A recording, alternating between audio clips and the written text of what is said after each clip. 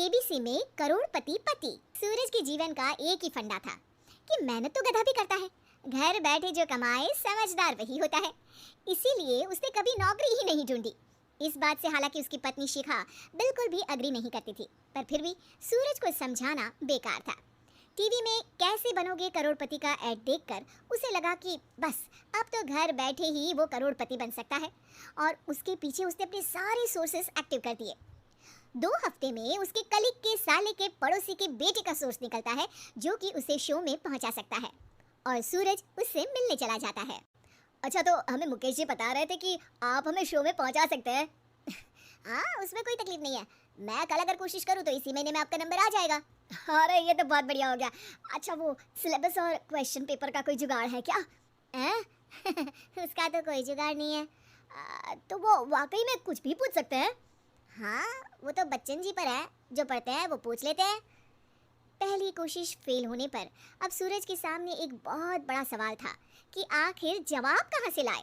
तब शिखा ने एक सजेशन दिया, क्यों ना सूरज अपने चचेरे भाई सुमित से मदद मांगे, जो कि यूपीएससी की तैयारी कर रहा था। हालांकि इतनी मेहनत करना सूरज को समझ में नहीं आता था, पर कोई और रास्ता ना मिलने पर वो आखिर सुमित से बात करता है। अरे सुमित, हमारा कैसे बनोगे करोड़पति के लिए सिलेक्शन होने वाला है, तुम हमें थोड़े चिट बनाने में मदद करोगे क्या? अरे भैया, चिट बनाए तो सालों हो गए, उसमें हमारा एक्सपर्टीज नहीं है, बल्कि आप बोलो तो हम आपकी पढ़ने में जरूर मदद कर सकते हैं। हट, कैसी अनाप शराब बातें कर रहा है तू? सूरज ने सुमित को मना तो कर दिया था, पर तैयारी करने के सिवाय कोई चारा उसे दिख भी नहीं रहा था, खासकर जब 12 के पेपर लीक करने के एक्सपर्ट शुक्ला जो भी हाथ जोड़ लेते हैं। आखिर सूरज को सुमित के पास जाना ही पड़ा, और उसने सुमित और शिखा से वादा किया कि वो बहुत मेहनत करेगा। 1 महीने की तैयारी के बाद फाइनल हुआ कि शो से 1 हफ्ते पहले एक ट्रायल खेला जाएगा, जहां पर सारे रिश्तेदार ऑडियंस की जगह पर होंगे और शिखा सवाल पूछेगी। दूर दराज से भी रिश्तेदार आकर हाजिर हो गए देखने कि आखिर कैसे बनेगा सुमित करोड़पति। सब कुछ सेट था, और इतने में सूरज आकर अपना स्पीच देता है। ये 1 महीना मेरे लिए आसान नहीं था, पर अपने भाई सुमित और अपनी पत्नी शिखा की मदद से मैं इतनी दूर पहुंच पाया हूँ। मेरे मम्मी पापा के आशीर्वाद ने भी बहुत साथ दिया है मेरा। मैं उम्मीद करता हूँ कि आज के शो में आप लोगों को बहुत मजा आएगा। साक्षी पहला सवाल पूछती है और पूरे कमरे में सन्नाटा छा जाता है। इंडिया में कितने स्टेट्स हैं? 3, सॉलिड, लिक्विड और गैस। अरे रुकिए, तो ऑप्शंस तो देने दीजिए। इतने में 5वीं कक्षा का चिंटू बोल उठता है। अरे क्या मामा, आप तो पहले सवाल पर ही आउट हो गए। अरे बेटा, पहला सवाल तो ट्रायल होता है ना। अरे तुम अब देखना। देखने जैसी बात तो थी ही। सूरज को इतना शांत किसी ने नहीं देखा था।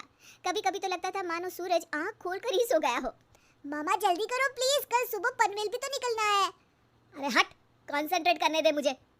3 सवाल में 3 लाइफलाइन खत्म हो चुकी थी, और अब चौथे सवाल पर भी सूरज का मौन नहीं टूटा, पर सूरज अभी भी हार मानने को तैयार नहीं था। उधर हर कोई सूरज को छोड़ सुमित को देख रहे थे। आखिर सुमित ने ही तो पढ़ाया था सूरज को। गजब बेइज्जती है यार। अरे बेटा, तो बाप का, दादा का, भाई का, सबका नाम बुड़वाएगा। अरे 3 लाइफलाइन ले ली तो भी तेरा कुछ नहीं होना है। अरे कोई इतनी बात करता है क्या शो पर? अरे बेटा, शो पर तेरे जैसे भी तो नहीं आते ना।